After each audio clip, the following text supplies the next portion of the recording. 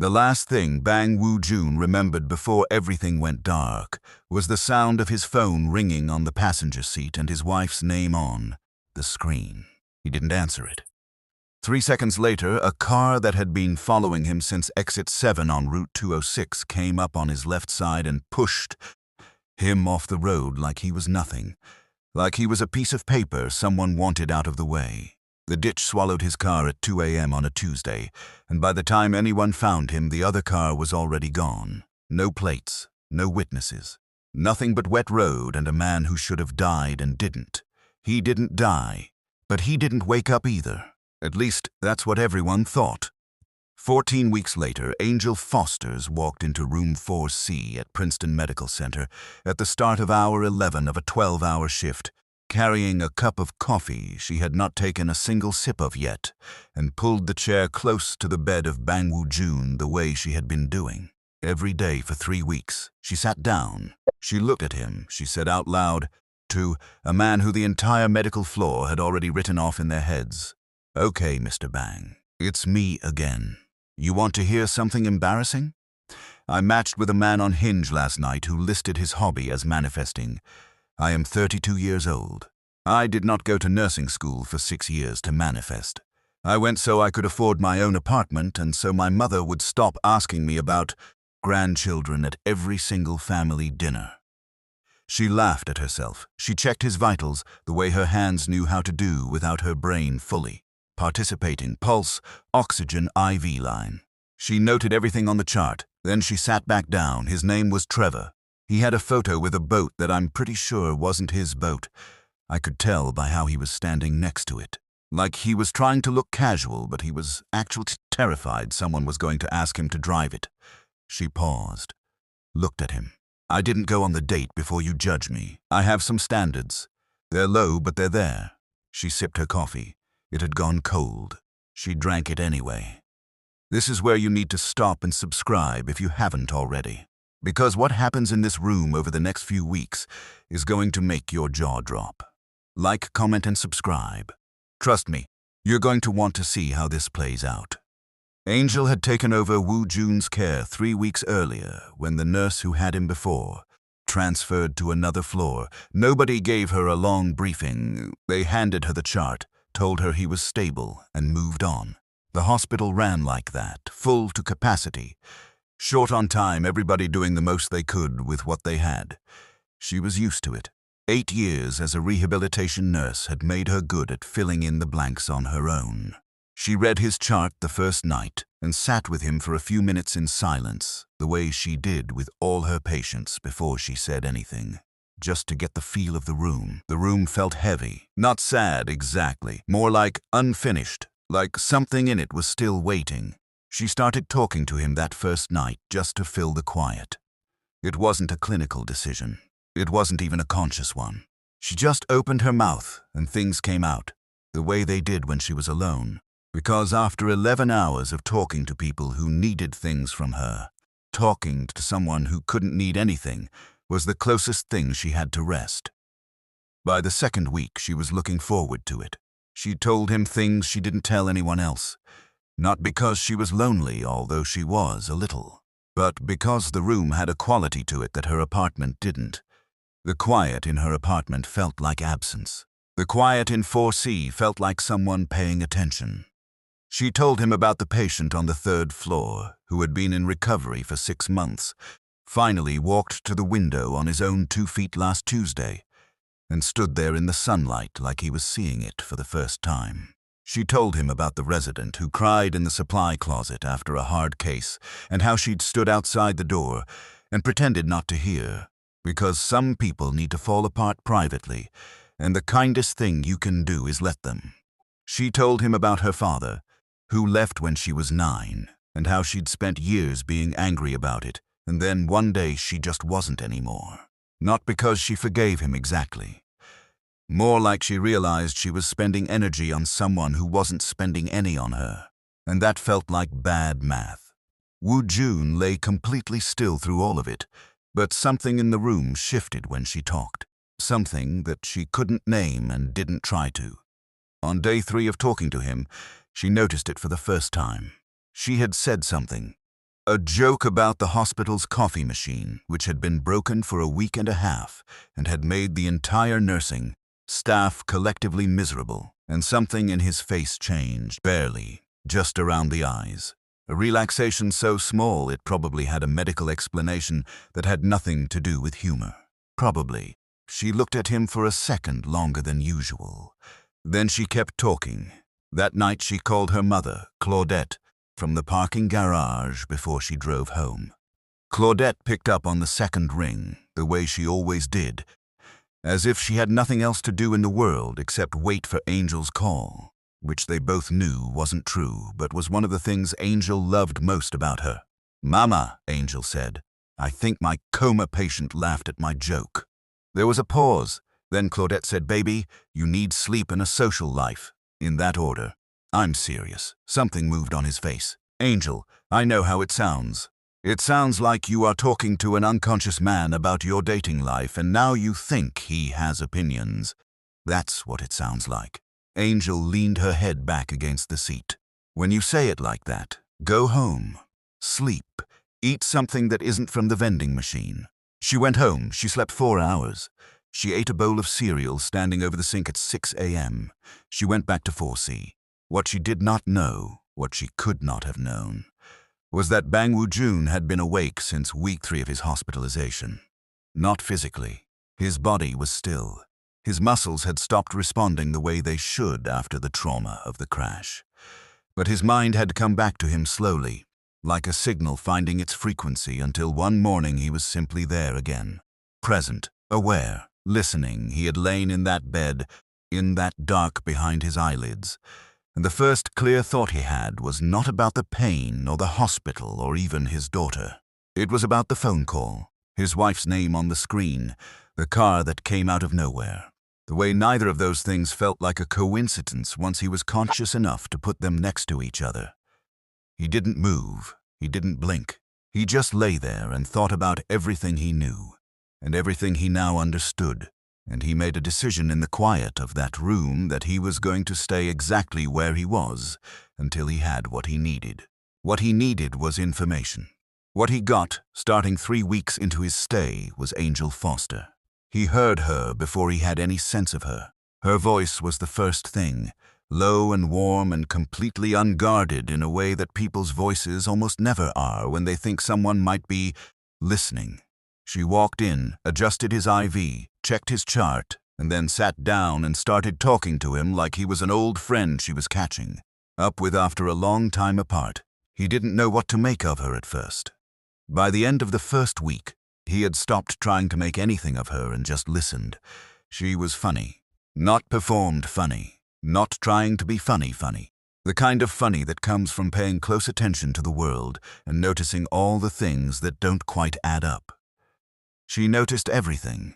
She talked about her patients without using their names, out of some private code of dignity she seemed to hold herself to. But the way she described people made them completely real. She talked about the hospital, the way someone talks about a place they have complicated feelings for, frustrated by it, proud of it, unable to imagine not being there. She talked about herself with an honesty that was almost startling. Not self-pity, just accuracy. She knew who she was. She knew what she wanted. She knew where the gaps were between those two things, and she talked about the gaps the same way she talked about everything else. Directly, without dressing it up. He had spent 20 years in rooms full of people who dressed everything up. She was different.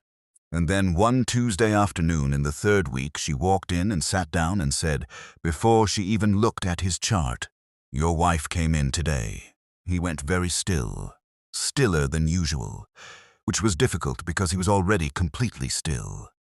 She was on the phone the whole time she was in here. I wasn't trying to listen, I was charting at the desk, but she has one of those voices that carries. She said something about the end of the fiscal quarter. I don't work in finance, so maybe that's normal. Maybe people just say that. A pause. It didn't feel normal. She picked up his chart, made her notes, set it back down. "I'm probably wrong," she said. "I'm tired. Tired people see things." She wasn't wrong, and he knew, lying there with her voice in the air and his wife's words sitting heavy in his chest. That whatever was happening in this room was no longer just about survival. Something else was beginning. He just didn't have a word for it yet. The thing about Bang Woo-joon was that she was very good at looking like a grieving wife. She wore it the way some women wear a coat. Put it on at the door, took it off when she thought no one was watching. Angel had seen enough families in that hospital to know the difference between people who were falling apart and people who were managing an image. Hana managed. Every Tuesday and Thursday, exactly 20 minutes, always dressed like she had somewhere more important to be afterward. She never asked the nurses how he was responding to stimulus. She never asked if he seemed comfortable. She stood at the foot of his bed, looked at him with an expression that was designed to look like grief but landed closer to calculation, and left. Angel noted it the way she noted everything, quietly, without making it mean something yet.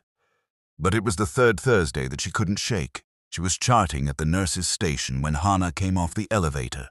Not unusual. What was unusual was the man with her. Tall, expensive suit, the kind of leather portfolio that looked really costly. They stood in the corridor outside 4C for 4 minutes before Hana went in alone. The man stayed outside. Angel watched him from the station.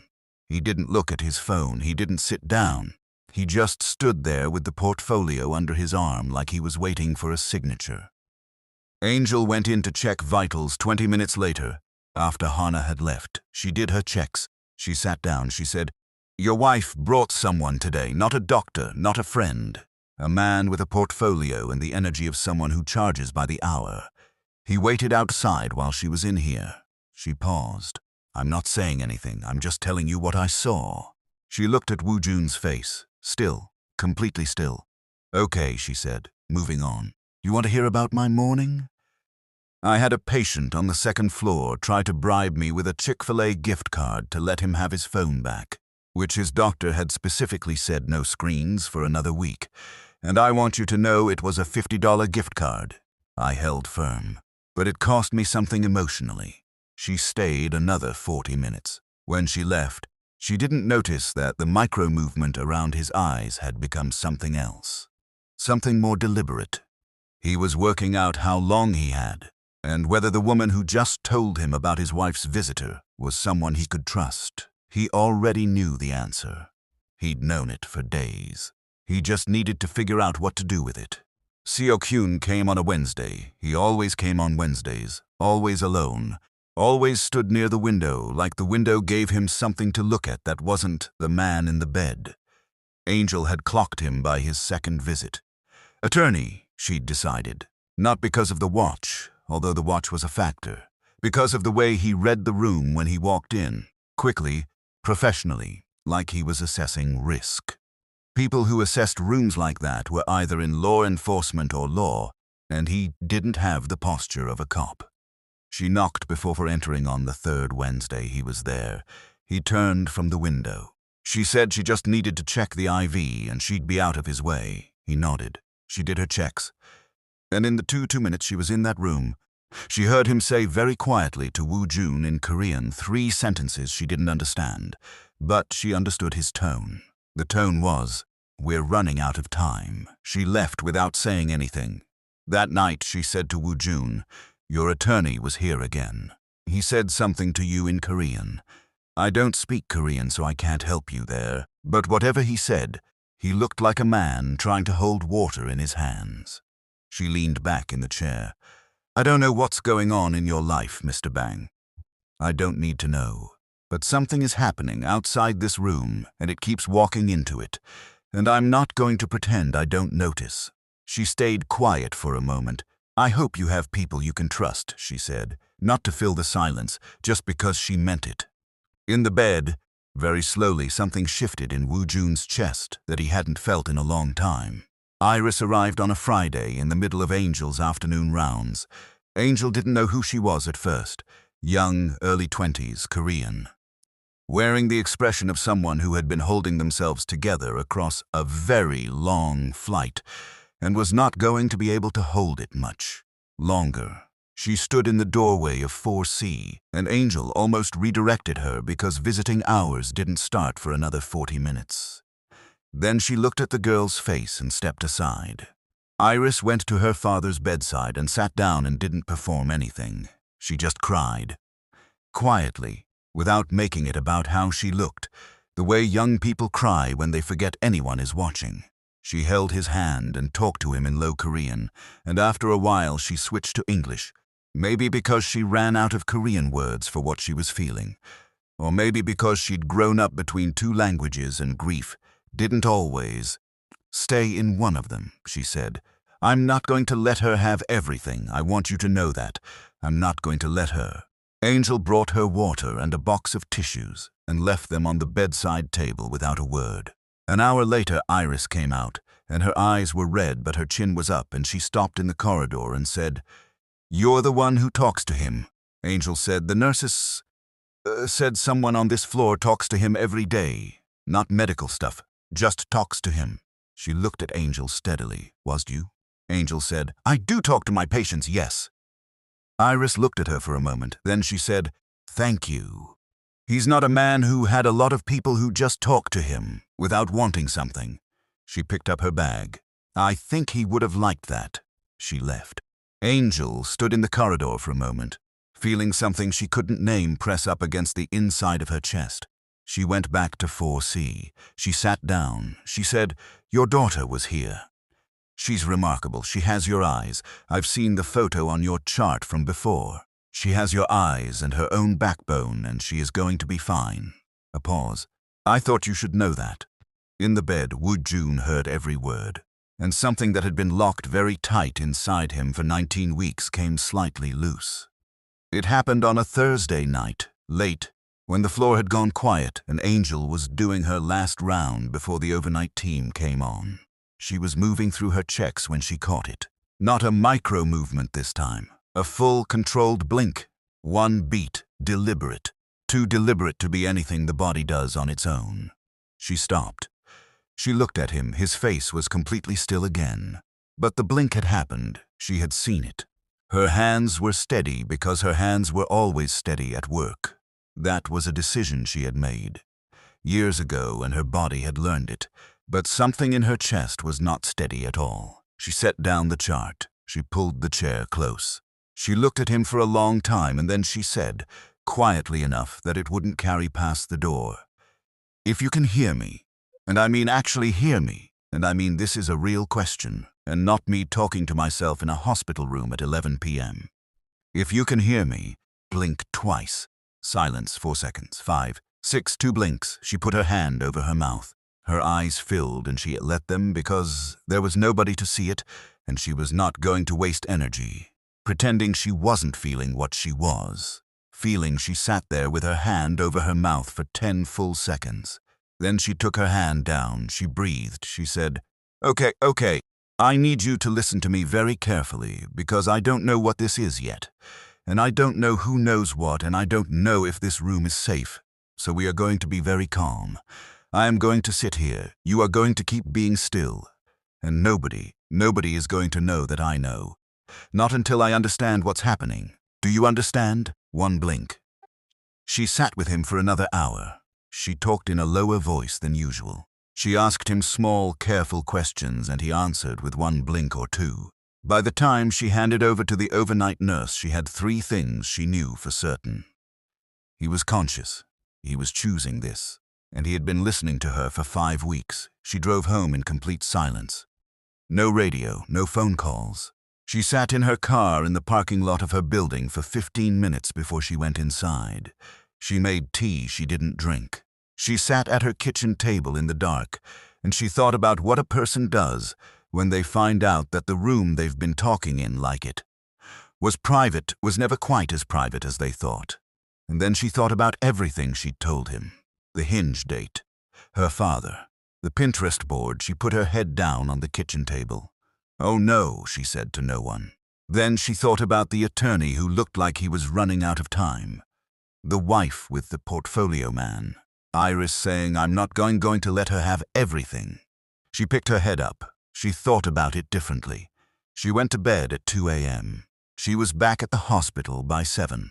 She walked into 4C that morning different from every other morning. Not visibly. She still knocked, Still carried her charts, still had a coffee she was behind on drinking. But something in the way she sat down had changed. She wasn't filling silence anymore. She was talking to someone. She pulled the chair close. She looked at him. I've been thinking about this all night, and I've landed somewhere very specific. I am not going to panic.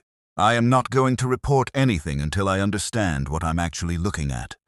And I am not going to pretend last night didn't happen. She folded her hands in her lap. But I do need you to understand something. I have been in this room for 5 weeks telling you things that I have not told another living person. So whatever this is, whatever you're doing and why, I need to know I wasn't just a useful accident. She looked at him steadily. 1 blink for accident, 2 blinks for something else. A pause, long enough that she felt the first edge of doubt. 2 blinks, she exhaled slowly. Okay, she said. Okay. She looked at the ceiling for a second, then back at him. I'm going to keep coming in here the same as always. Same time, same routine, nothing different on the outside. But I need you to work with me. If something happens in this room that I should know about, I need a signal. Something I can notice without it being obvious. She watched his face. His fingers moved, just barely, a shift toward her side of the bed. Fingers, she said. Okay, I can watch for that. She stayed her usual time. She talked about ordinary things, a patient on the 2nd floor who was learning to walk again, the cafeteria's rotating soup menu, a phone call with Claudette the night before, where her mother had asked, again, whether Angel was seeing anyone. She talked the way she always talked, but underneath it she was paying attention to every breath in that room, every shift of air, every small signal his body was learning to give her. When she left, she felt something she hadn't felt in a long time. Like she was exactly where she was supposed to be. She didn't have to wait long for Dr. Kwon to find her. It was the following Monday. She was in the corridor outside the supply room, restocking her cart, when he appeared beside her with the quiet efficiency of a man who had been waiting for the right moment. He said, "Nurse Foster, do you have a few minutes?" She looked at him. He looked back. Neither of them said anything for a second. She said, "Is this about room 4C?" He said, "Yes." She said, "Then yes, I have a few minutes." They sat in his office with the door closed, and he told her everything. Not the way people tell things when they're trying to manage what you understand. He told her the whole of it, start to finish, with the directness of a man who had been carrying something heavy for a long time and had just been given permission to set it down. The crash was not an accident.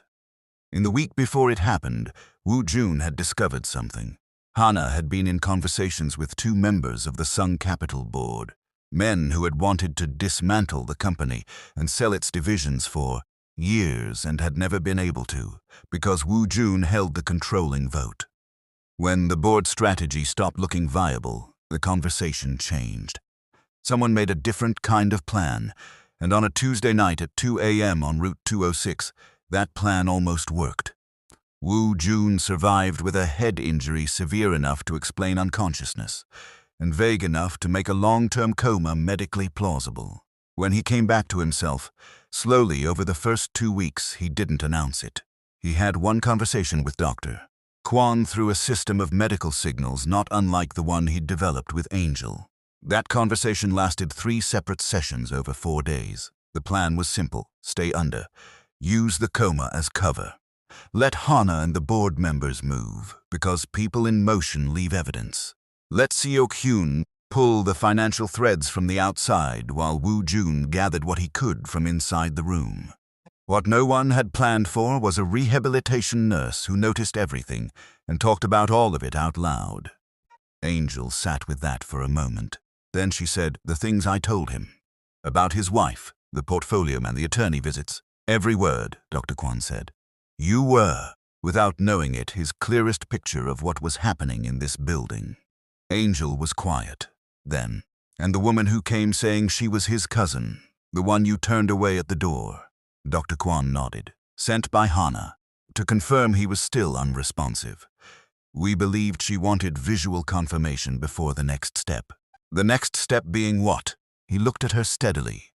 We don't know exactly, which is why we are still moving carefully. Angel sat back. She looked at the wall for a moment. Then she said, I want to be clear about something. I am a nurse. I have obligations. I cannot knowingly withhold a patient's neurological status indefinitely. There are legal and ethical lines I am not willing to cross. I understand. So whatever window is left, it needs to close soon. Whatever Seo-kyun is building, he needs to build it faster.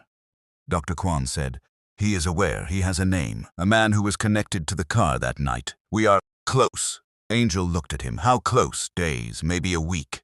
She stood up. She picked up her chart. She said, then I'll keep doing what I've been doing. She moved to the door. Then she stopped. She turned back. One more thing. Yes? He heard the Pinterest board conversation. Dr. Kwon blinked. I'm sorry? Never mind, she said. It's not relevant to the case. She went back to her rounds. Hana shifted her approach the following week. Angel noticed it the way she noticed everything. Not with alarm, just with attention. It started small. A comment in the corridor about how dedicated Angel was, how much it meant to the family. Then a coffee, left at the nurse's station with a card that said simply, thank you for your care. Then on a Thursday afternoon, Hana came in early, before her usual time, and stayed longer than 20 minutes, and she was warm. Or something performing warmth well enough that a less careful person might not have checked twice. She asked Angel questions, gentle ones, whether Woo-joon seemed peaceful, whether there were any changes in how his body responded to stimulus, whether, in Angel's professional experience, patients in his condition could sometimes hear what was happening around them. Angel smiled. She answered everything in the most professionally neutral way imaginable. She used words like generally and in some studies, and every patient is different. She gave Hana exactly nothing that could be used, and wrapped it in enough warmth that Hana left looking satisfied. The moment the elevator doors closed, Angel's face reset. She went back to 4C. She sat down. She said, your wife tried to get information out of me today. I want you to know I gave her absolutely nothing useful, and I smiled the entire time. You're welcome. His fingers shifted toward her. She looked at them. I know, she said. I know. She stayed quiet for a moment then. She's getting nervous. People who are calm don't come in early and ask nurses questions about whether coma patients can hear. She's checking her timeline. She paused. Whatever Seo-kyun is doing, he needs to know that. She made the call to Dr. Kwon from the stairwell that evening. 2 minutes.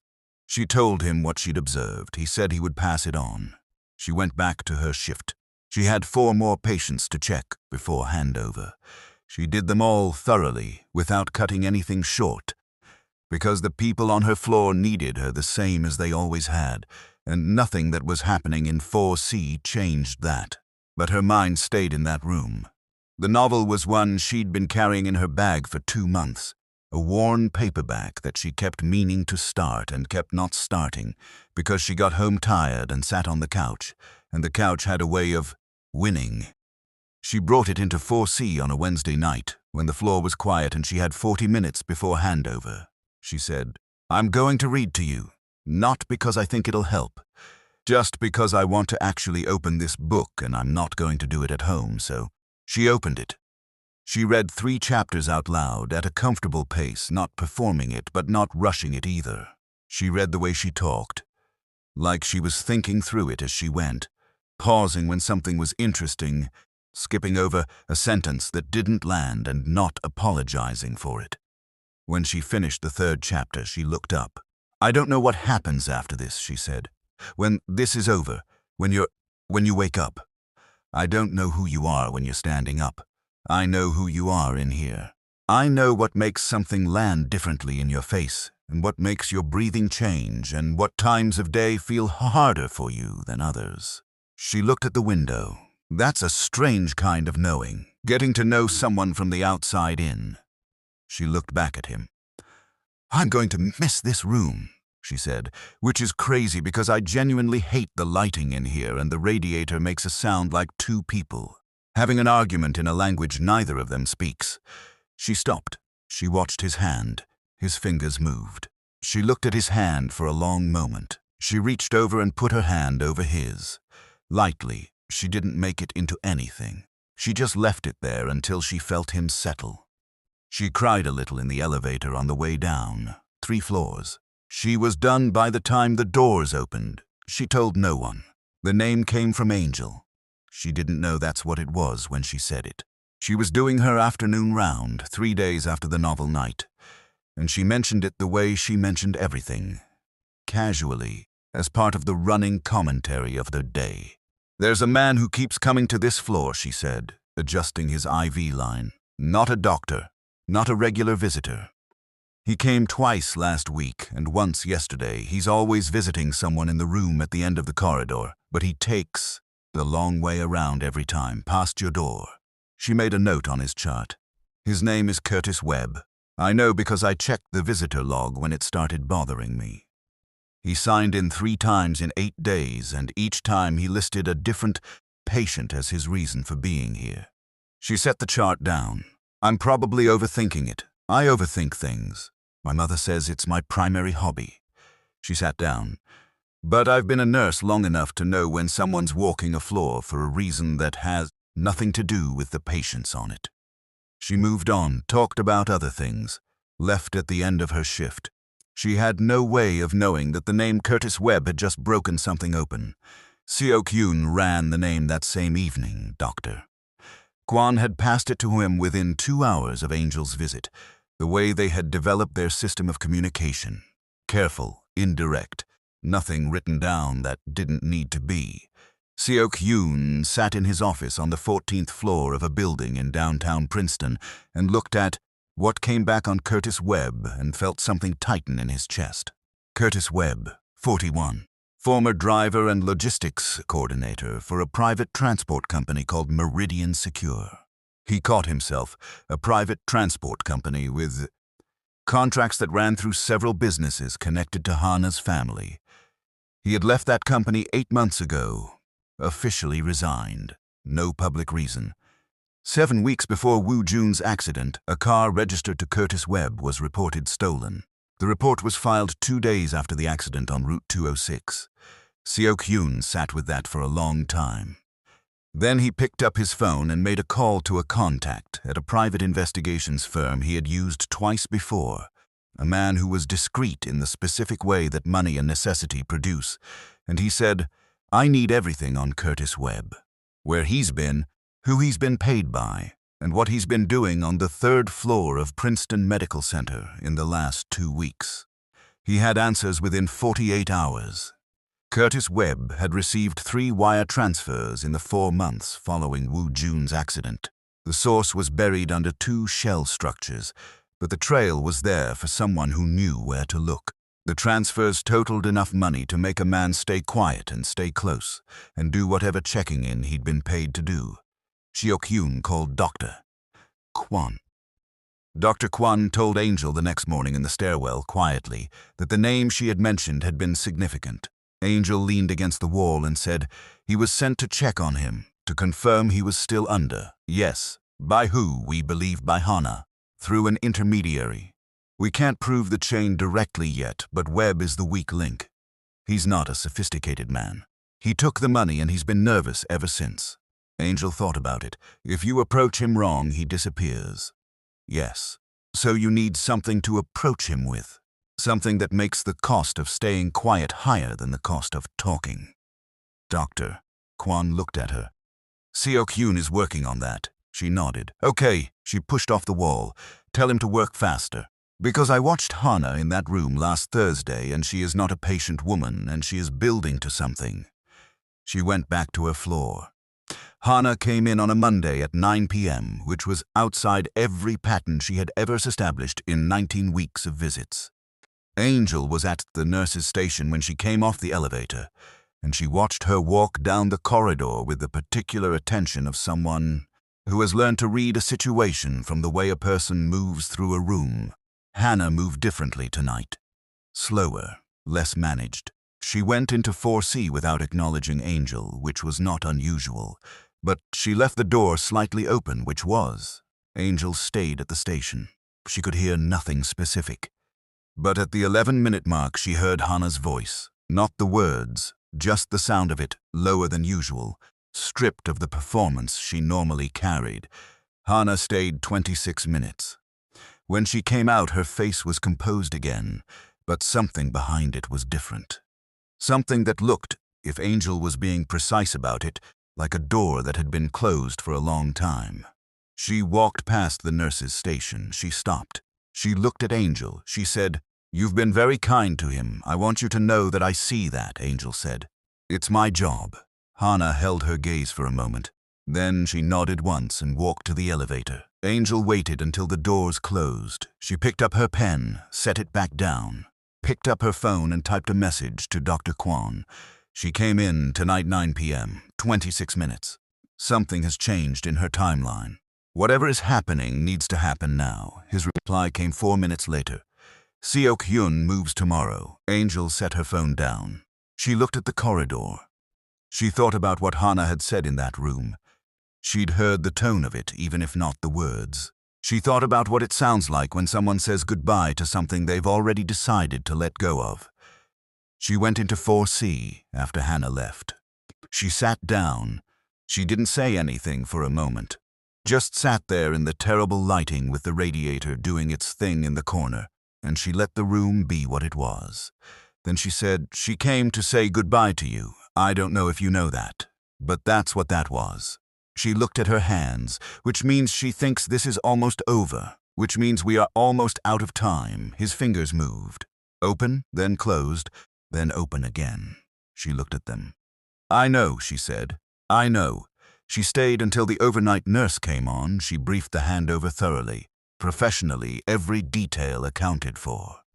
She walked to the elevator. She stood in it going down, and she thought, tomorrow. Whatever tomorrow brings, it has to be tomorrow. She came in early. She didn't go home after her evening shift. She drove around Princeton for an hour, and then sat in the hospital parking lot until 5 a.m., and then went to the overnight break room and slept in a chair for 90 minutes and was back on the floor by 7. She looked, by her own assessment, terrible. She felt completely awake. "Doctor." Kwon found her at 7:15. He said, "It's done. Seok-hyun met with Webb last night." He cooperated. Angel said, "What did he give them?" "Enough. A name above him. A payment structure. The dates match. Seok-hyun's contact at a private firm has been building the financial case for 6 weeks. The asset movements, the board meetings Hana attended under the cover of family concern. Emails from a server backup she believed had been wiped." He paused. "Detective Webb, no relation, has been passed an anonymous tip. He is moving this morning," Angel said. Dr. Kwon looked at her. "It's time." She nodded. She took a breath. She said, "Has he been told? We communicated through our system last night. I hope he recovers quickly." She nodded again. She picked up her chart. She said, "I hope he wakes up fast, before all these go sideways." She walked down the corridor to 4C. She pushed the door open. She sat down. She looked at him. She said, "Okay, today is the day, I think. Seok-hyun has what he needs. Detective Webb is moving on Hana this morning. Dr. Kwon says it's time." She folded her hands. "I hope you get up soon and see this through. I hope you wake up to witness all these." Silence. She waited. She looked at his face, and she thought about every conversation she'd had in this room. She thought about the fact that she did not know what his voice sounded like. She was about to find out.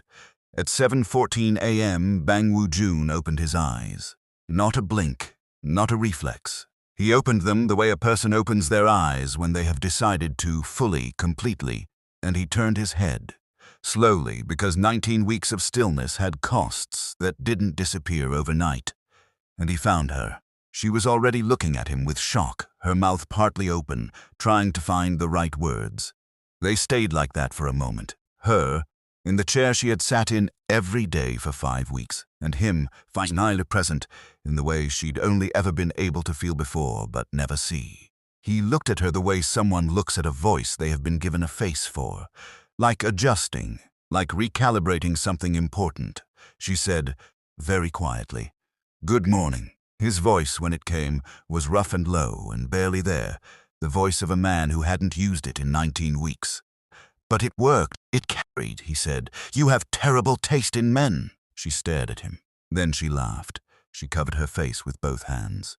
She pulled herself together with the specific effort of a woman who has held herself together in harder rooms than this one. She lowered her hands. She looked at him. She said, "You were awake the whole time," he said. "Not the whole time." A pause, but enough. She looked at him for another moment. Then she said, "I need you to know that the Pinterest board conversation is something I will be processing for a very long time." Something happened to his face, not quite a smile, the beginning of one, the face of a man remembering how to make expressions. He said, "The kitchen sounds beautiful." She closed her eyes, opened them. "We are going to talk about boundaries," she said, "later. When you can physically sit up and defend yourself," he said, very quietly. "I look forward to it."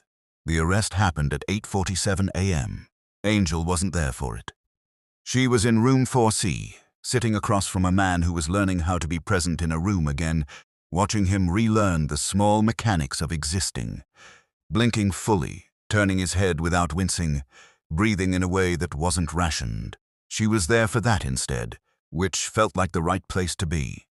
Detective Nathan Webb had been given everything he needed: the financial trail, Curtis Webb's cooperation and signed statement, the emails recovered from the server backup, the payment records connecting a private security consultant to Hannah's family accounts 8 months before the crash, 3 wire transfers, clean amounts, the kind of numbers that were big enough to buy silence and small enough not to trigger automatic flags. He had the name of the man who drove the car. He had dates and routes and a timeline that lined up with Route 206 at 2 a.m. on a Tuesday 14 weeks ago. He moved on the Woo-joon estate at 8:47 a.m. with 2 other detectives and a warrant. Hannah was having breakfast. She didn't make a scene. She set down her coffee cup. She looked at the warrant. She looked at Detective Webb. And then she stood up very calmly and said, "I'll need to call my attorney." She was the kind of woman who had planned for many possibilities. She just hadn't planned for the right timeline. The 2 board members were picked up separately, within the same hour. One of them, when the detectives arrived at his office, asked if there had been some kind of mistake. There had not been any kind of mistake. Seo-kyun watched from the parking lot of the estate, standing beside his car with his hands in his coat pockets. He had not slept in 31 hours. When his phone rang and it was Dr. Kwon telling him that Woo-joon was awake, he stood there for a moment, looking at the house and feeling something he couldn't immediately name.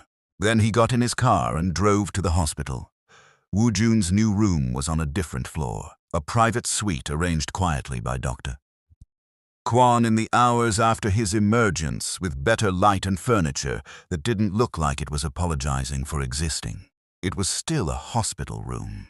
But it was the kind of hospital room that understood it had a job to do and did it without making everyone miserable about it. Seo-kyun sat with him for an hour that first morning.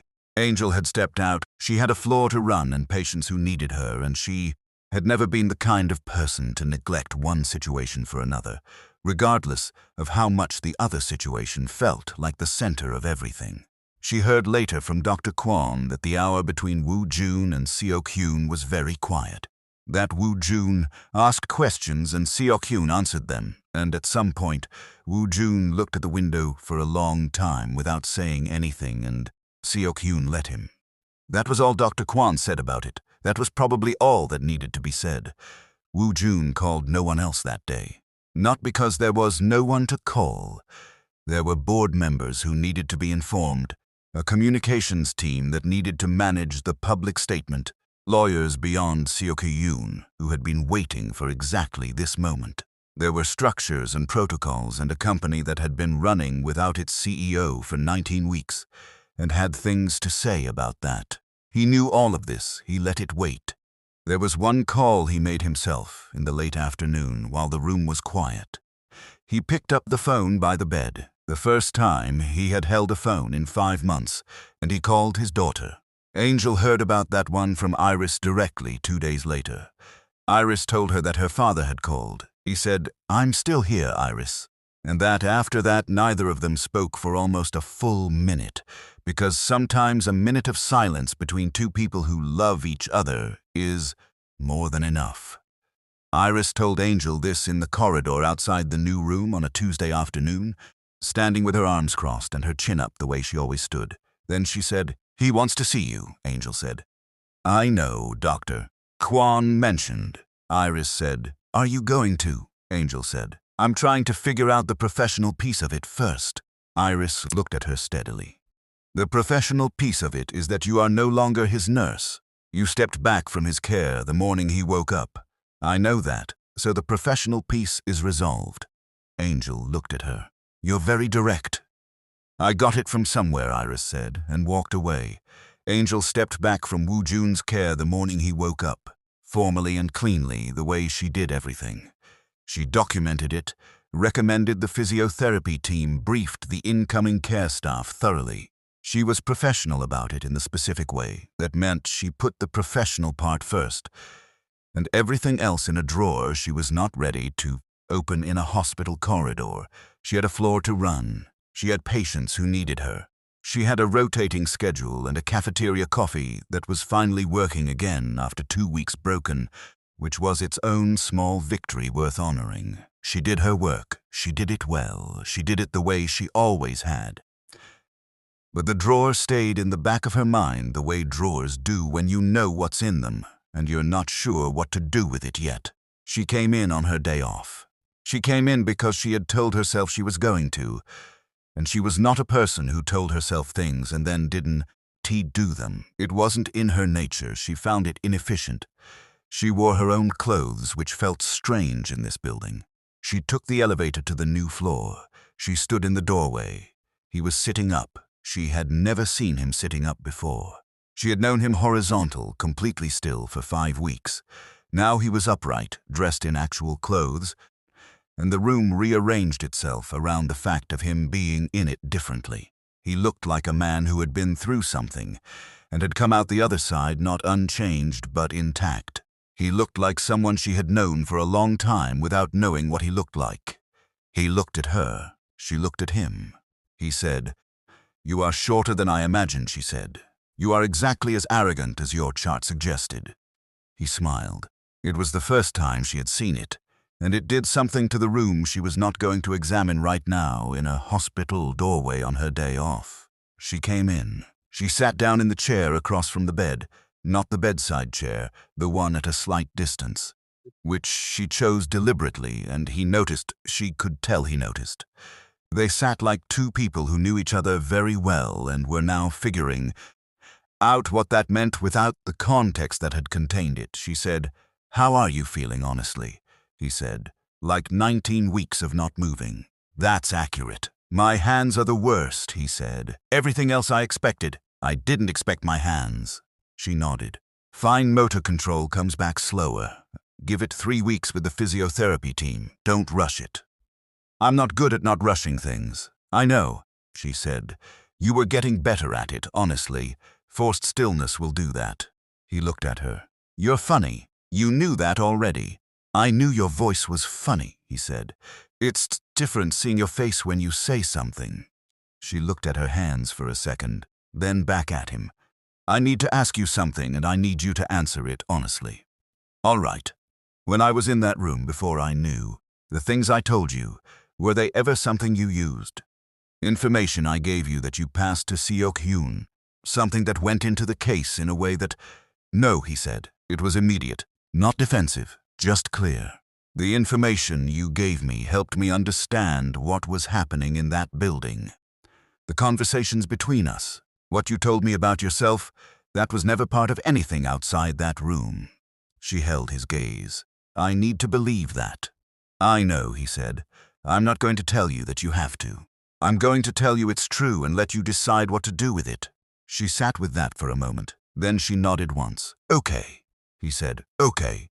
A pause. Not uncomfortable. "Just two people letting something settle," she said. "The attorney who looked like he was holding water in his hands. That was Seok-hyun," he said. "He always looks like that, even when everything is fine." "Is everything fine now?" He thought about it. Really thought about it, which she appreciated. "No," he said, "but it's moving in the right direction." She nodded. "That's usually the best you can ask for." He looked at her. "What about you?" she said. What about me? You found out that a man you'd been talking to in confidence was conscious the entire time. That's not a small thing. How are you? She looked at him for a moment. Nobody had asked her that, not Dr. Kwon, not Seok-hyun, not Claudette, because she hadn't told Claudette the whole story yet. Nobody had thought to turn it around and ask how she was carrying what she was. Carrying, she said, I've been sitting with it, and I think the part that gets me isn't that you heard everything. It's that I meant everything. I wasn't performing anything in that room. I wasn't trying to be anything, I was just being. And that's the part that feels exposed, if I'm being honest. Not the specific things I said, just that you got to see me being completely unguarded and I didn't get the same thing back. He was quiet for a moment. Then he said, That's fair. I know it's fair. I'm a fair person. I know that too, he said. You told me. She almost smiled. I did, didn't I? Several times. She stood up. She picked up her jacket from the back of the chair. She said, I have to go. I have things to do on my day off that I have been neglecting because I spent my last several day offs in a hospital. He said, Will you come back? She looked at him. To check on you professionally? No, I'm off your case. That's not what I meant. I know what you meant. She held his gaze. I'll think about it. She left. She walked to the elevator. She pressed the button. She stood there waiting, and she thought about the way he'd looked at her when she walked in. Like adjusting. Like recalibrating something important. And she thought about what it meant that the first thing she'd felt when she saw him sitting up was something that had nothing to do with nursing. The elevator opened. She got in. She was going to need to think about this very carefully. She thought about it for approximately 4 minutes. Then she took out her phone and sent a message to Dr. Kwon. Tell him I'll come back Thursday. She put her phone away. The elevator doors opened. She walked out into the Princeton afternoon and felt, for the first time in a long time, like something that had been unfinished was beginning to find its ending. Claudette called that evening, the way she called every evening, reliable as medication. Angel picked up. She said, Mama, I need to tell you something. Claudette said, Are you okay? I'm fine. I'm good, actually. I need to talk to someone, and you're the only person I trust with it. Then talk to me. So Angel told her, all of it. From the first night in 4C, to the blink, to Dr. Kwon's office, to the morning Woo-joon woke up and said she had terrible taste in men. She told it the way she told things when she wasn't managing anyone's reaction. All the way through, without stopping, with the feelings still attached to the facts. When she finished, Claudette was quiet. Then she said, So the man you've been talking to for weeks is a Korean billionaire who was in a coma and is now in love with you. Angel said, He is not in love with me, Mama. Claudette said, Baby, he memorized your Pinterest board. That doesn't mean. He lay completely still for 5 weeks listening to your voice, and the first thing he said to you when he woke up was about your dating life. That man is in love with you. Angel said, You are not a reliable narrator of this situation. Claudette said, I am the only reliable narrator of any situation involving you and men. You have a blind spot the size of New Jersey. Angel opened her mouth. Closed it. Get some sleep, Claudette said, and call me Thursday. Recovery, it turned out, was not a single event. It was a series of small, unglamorous battles that nobody filmed and nobody applauded. And that happened in the same room every day until they didn't need to happen anymore. Woo-joon was not a good patient. Not difficult exactly, not rude, just resistant to the pace of things. He wanted his hands to work on day 3, and they didn't work the way he wanted on day 3. He wanted to walk the length of the corridor without assistance on day 5 and his physiotherapist, a calm woman named Dr. Lena Park he stopped himself. A calm woman named Dr. Lena who had the specific patience of someone who had dealt with powerful men, convinced that determination alone could override muscle atrophy, told him plainly that his timeline and his body's timeline were two different timelines and only one of them was negotiable. He did not find this easy to hear. He heard it anyway. Seok-hyun came every other day. They worked through what needed working through. The company, the board, the public statement that had gone out the morning after his emergence. and had broken every business news outlet in the Northeast. Sun Capital's stock moved in ways that analysts spent 3 days trying to explain. Woo-joon read their explanations from his hospital bed and found them mostly wrong in the specific way that people who analyze things from outside are always wrong about what actually drives decisions. He signed things, he made calls. He held a video meeting with the senior leadership team on day 6 while sitting up in the hospital bed with his jacket on, because Seok-hyun had suggested it and Woo-joon had said absolutely not, and then put his jacket on anyway because some habits are structural. The 2 board members had retained separate attorneys and were releasing separate statements that contradicted each other in ways that were going to make both of their legal situations significantly worse. Seok-hyun watched this with the quiet satisfaction of a man who had waited a long time to see something come apart cleanly. Hana said nothing publicly.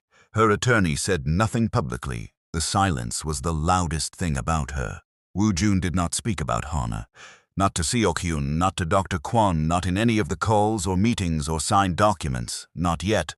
There was a legal process, and it would move at the speed it moved, and he had spent 19 weeks being still. He could wait a little longer. He talked about it once, to Angel, on a Thursday. She came back Thursday the way she said she would, because she said she would, and she was a woman who did what she said. She came in the early afternoon, her own clothes again. A coffee from the place 2 blocks from the hospital that was better than anything the building offered, and she sat down in the chair at a slight distance the way she had the first time. He said, "You came," she said. "I said I would, I know. I just." He stopped. "I'm still adjusting to things happening the way I expect them to." She looked at him. "Was that a problem before? Things not happening the way you expected?" he said. "I ran a company for 20 years. I got very good at predicting outcomes. And people." A pause. "People were harder," she nodded slowly. "Yeah," she said. "They usually are." She drank her coffee. He watched her, not in a way that felt intrusive, just in the way of someone still recalibrating the face to the voice. She let him look. She wasn't uncomfortable with being seen. She had decided that on the elevator ride up. She said, "Tell me about Hana." He didn't answer immediately. She didn't push. She just waited the way she waited for things, without performing the waiting. He said, "We met at a fundraiser in Seoul, 18 years ago." She was, I don't have a simple word for what she was, magnetic, precise. She wanted things in a way that felt at the time like ambition, like drive. He looked at the window. "It took me a long time to understand that the thing she wanted most was the thing she couldn't get while I was still alive." Angel said, "Did you love her?" "Yes," he said, without hesitation. "For a long time, yes. And when did that change?" "Slowly," he said. "The way things change when nobody says them out loud. You look up one day, and the distance between 2 people has become the whole relationship, and you don't remember exactly when it happened." Angel was quiet for a moment. Then, "I'm sorry, for that part of it. Whatever she did or didn't do, losing a marriage is still a loss." He looked at her. Something in his face shifted the way it had shifted in 4C, the way she recognized now even on a face that could actually move. He said, "You're the first person who has said that. People probably figured you were too angry to need the other part. Are they wrong?" "I don't know," she said. "Are they?" He thought about it. "No," he said. "But it doesn't mean the other part isn't also true." She nodded. She looked at her coffee cup. She said, "For what it's worth, I think the version of you I met in that room was more honest than the version you probably walk around as out here. And I mean that as something good," he said. "What do you mean?" "I mean that when a person thinks no one is listening, they become a certain kind of real. And what I heard in that room, what I felt in that room, was someone who was in genuine pain and genuinely present and genuinely." She stopped. "Herself," he said. "Genuinely what?" She looked at him. "Listening," she said. "Genuinely listening," which sounds simple, but it isn't. Most people are just waiting to talk. "You actually listened," he said. "I didn't have another option." "No," she said. "But how you did it was still a choice." He held her gaze. "You do that thing," he said. She said, "What thing?" "Where you say something precise and true, and then pull back from it before it lands fully." Like you know what you're about to mean and you decide at the last second to stop short, she said. That's very specific. I had 5 weeks to learn your patterns. She looked at him for a moment. Then she said, that is still the strangest sentence anyone has ever said to me. He said, I know. A pause. Not uncomfortable. The kind of pause that two people share when they are both aware that something is being said underneath the conversation they are having out loud, and neither of them is ready to say it above the surface yet. She finished her coffee. She said, how are your hands today? Better than Tuesday. Show me. He held up his right hand and moved his fingers slowly with visible effort. Better than Tuesday was accurate. Not where it needed to be, but moving in the right direction. She nodded. Another week and you'll have most of it back. Don't overdo the exercises. I know you're overdoing the exercises. Dr. Lena has mentioned this. Dr. Lena is right. She stood up. I have to go. I'm meeting my mother for dinner, and she will call me every 15 minutes if I'm late, he said. What are you going to tell her about? He gestured between them, which was maybe more than he'd intended to gesture. She looked at the gesture, looked at him. She said, I told her the whole story already. He said, everything? Everything. And what did she say? Angel picked up her jacket, she said. She said you memorized my Pinterest board. He said nothing. She watched him not say nothing in a specific way. She said, I'll be back Tuesday, and walked out. Tuesday she came in and he had something for her. Not a gesture, not a thing. Information. He said, I want to tell you what I heard. In the room, if you want to know. She sat down. She said, tell me. So he told her. Not the wife conversations. Not the attorney visits. She knew those. He told her the other parts. The night she talked about her father, and he had lain in the dark thinking about Iris and the specific complicated love of parents who don't get it right and children who find a way to carry it anyway. The night she described the patient who walked to the window, and he had felt, for the first time since the accident, something that worked like hope. The night she read to him, and the room was just a room with 2 people in it, and for 40 minutes nothing outside of that existed. She listened to all of it. When he was done, she said, you should know that I'm not a romantic person. I'm practical. I'm logical. I think feelings are real, but I also think they need to be examined before you act on them, because feelings without examination are just weather. He said, I know, you told me. I'm reminding you now in a context where you can actually respond. He said, and what does the examination tell you? She looked at him. That this is unusual. That the way we know each other is completely backwards from how people normally know each other. That I know things about you that most people who've been with someone for years don't know yet. And you know things about me that I haven't even said out loud to myself in a full sentence. She paused, and that backwards isn't the same as wrong. He was quiet. Then he said, no, it isn't, she said. I'm not going to rush this. I know, and you're still in a hospital bed. I'm aware. So, she sat back. When you can walk to the end of the corridor without holding the wall, we can have dinner, he said. That's your benchmark. That's my benchmark, he said. I walked to the window this morning, she said. The corridor is longer than the window, he said. Give me 4 days, she said. You have a week. Don't injure yourself on my account. That would be embarrassing for both of us. He looked at her, and this time the smile came fully, and she let herself feel it for exactly as long as it took her to stand up and pick up her jacket. She said, Tuesday, he said, Tuesday. He walked the corridor in 5 days. She found out from Dr. Lena, who mentioned it with the professional satisfaction of someone whose patient had done the thing the patient was supposed to do. Angel said, how far? Dr. Lena said, full length, both ways. He was at the wall twice, but he didn't stop. Angel said, that's good. Dr. Lena looked at her. He did ask me afterward whether that qualified as walking without holding the wall. Angel kept her face neutral. What did you tell him? I told him I didn't know the context of the question. A pause. He seemed to feel it was borderline. It's borderline, Angel agreed, but I'll give it to him. Dr. Lena nodded once and went back to her rounds. Angel went back to hers. She spent the rest of the shift being exactly as present for her patients as she always was, because they needed her to be, and because she was not a person who gave anything less than what was needed. But somewhere underneath all of it was something warm and steady that had not been there before, or had been there and not had a direction, and now it did. She texted him that evening. She had his number from a professional handover document and had not used it for anything other than one check-in about medication compliance 3. Days after his emergence, she typed, "Dr. Lena told me about the corridor. Borderline, but it counts. Dinner when you're discharged." She put her phone down. She made dinner. She ate it sitting at her kitchen table with the lights on this time. Her phone buzzed. He had written, 4 days. She wrote back, "We'll see." He wrote, "We will." She put her phone face down on the table and smiled at her dinner like it had done something to deserve it. He was discharged on a Thursday morning, 11 days after he woke up, which was faster than Dr. Kwon had projected and exactly as fast as Woo-joon had decided it was going to be from the moment he understood what discharged meant in terms of dinner. Angel was not there for the discharge.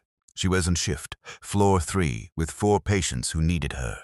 She found out from Dr. Kwon, who mentioned it the way he mentioned most things, quietly, with the economy of a man who believed that information delivered calmly landed better than information delivered with ceremony. She said, "Good, he needed to go home." Dr. Kwon said, "He asked me to give you something." He handed her a folded piece of paper. She looked at it. She looked at Dr. Kwon. He had already turned away and was walking back down the corridor with the specific posture of a man who was not going to be available for questions about the piece of paper. She unfolded it in the stairwell alone between floors. It said, "Thursday, 7 o'clock. I'll send the address. Wear something you feel like yourself in." She stood in the stairwell for a moment. Then she folded it back up, put it in her scrubs pocket, and went back to her floor. She told Claudette that evening, because she told Claudette everything eventually, and Claudette said, "Wear something you feel like yourself in," like she was reading scripture. She said, "Angel, that man." Angel said, "Don't." Claudette said, "I'm just saying." Angel said, "I know what you're saying, and I'm asking you not to say it." Claudette said, "He said wear something you feel like yourself in, not wear something nice, not dress up. Wear something you feel like yourself in. Baby, that's a man who has been paying attention." Angel said, "Good night, Mama." She wore a deep rust-colored dress she'd had for 2 years and only worn twice because she kept saving it for the right occasion and hadn't been able to decide what the right occasion was. She looked at herself in the mirror before she left and thought, this is what feeling like yourself looks like. She took her own car. The address was not what she expected. She had built a mental image, without meaning to, of something that announced itself, something with a view and a reservation, and the kind of menu that didn't have prices on it. Something that said, "I am a billionaire, and this is how a billionaire asks a woman to dinner." It was a restaurant on a quiet street in Princeton that she had walked past 100 times and never gone into. Small, 12 tables. The kind of place that looked like it wasn't trying to be anything, which was how you knew it was actually something. She stood outside it for a second. He was already inside. She could see him through the window, sitting at a corner table, actually sitting up under his own power in actual restaurant furniture, and the sight of it, of him out in the world in a jacket at a table, hit her somewhere unexpected.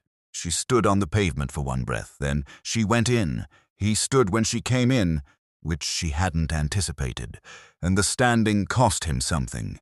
She could see it in the small adjustment he made, but he stood anyway. She crossed to the table. She sat down. He sat down. She said, "You didn't have to stand," he said. "I wanted to," she said. "How are your hands?" He held up his right hand and moved all 5 fingers cleanly, fully, without effort. She nodded. "Good," she said. "Dr. Lena will be pleased." He said, "Dr. Lena already knows. She makes me send her daily updates. Smart woman, relentless woman," he said. "But yes." The waiter came. They ordered. And then they were just 2 people at a table with menus and water glasses, and the ordinary beautiful fact of a meal, and Angel felt the shift of it. From everything they had been to whatever this was, and let it happen without trying to manage it. He said, "I want to ask you something," she said. Okay. In the room, the night you read to me. You said you were going to miss it, the room. He looked at her. Did you mean that? She thought about the honest answer versus the safe answer. She chose the honest one because she always chose the honest one eventually, and there was no point delaying it. She said, "Yes, I meant it," which surprised me because I meant it even before I knew you could hear it, which means I wasn't saying it for you. I was saying it because it was true. He said, "What did you miss about it?" She looked at him. The quality of being known without being watched. She said, "I could be completely myself in that room, and there were no consequences to it. No one adjusting their perception of me. No one deciding what my honesty meant about me."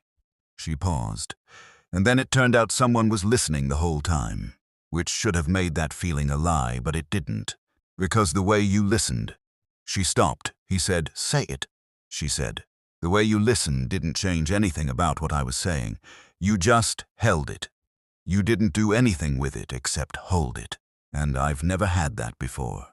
Not really. The food arrived. They ate. They talked about things that had nothing to do with hospitals or comas or arrests or financial forensics. He asked about her patients, not specific ones, just what it was like to do what she did, and she told him honestly, the good and the hard and the parts in between. She asked about the company, about what it was like to walk back into something that had been running without you, and he told her that too, the disorientation of it, the specific strangeness of a company that had learned to function around your absence. She said, "Does that bother you, that it kept running?" He said, "It should probably bother me more than it does." A pause. "What it actually tells me is that I built something real. Real things don't collapse when one person steps away," she said. "That's a generous way to look at it," he said. "I had 19 weeks to work on being generous." She laughed, the real one. He watched it happen and she let him. They argued about the novel she had read to him. He had opinions about it, which she found both surprising and entirely unsurprising. She had different opinions. They disagreed with the specific energy of two people who are enjoying disagreeing more than they would enjoy agreeing, which said everything about what was happening at that table, and neither of them said it out loud, because some things don't need to be said out loud to be completely understood. At some point, she looked at him across the table and she thought, "I knew this person before I knew his face. I knew the weight of him before I knew his voice. I knew what moved him before I knew what he looked like when he moved. And now here he is, across a table in a restaurant on a quiet street, and he is exactly who I thought he was, and also completely new, and both of those things are true at the same time." She didn't say any of that. She said, "The ending of that book is wrong," he said. "The ending is the best part," she said. "The ending is a cop-out and you know it," he said. "I know nothing of the sort," she said. "You spent 19 weeks in a bed. You have been conditioned to find stillness satisfying. That's why you like the ending. It's still." He stared at her. Then he said, "That is the most creative misreading of literary preference I have ever heard." She said, "I'm a creative person." He said, "I know. You have a Pinterest board." She pointed at him. "We are not doing the Pinterest board tonight," he said. "We're going to have to do it eventually." "Eventually," she said. "Not tonight." He conceded this with the expression of a man who had chosen his battles and was comfortable with this particular retreat. If this story moved you, if you felt every moment of Angel and Woo-joon's journey, hit that like button right now. Subscribe so you never miss a story on this channel. And drop a comment telling me, at what moment did you know he was falling for her? I want to read every single one. I'll see you in the next story.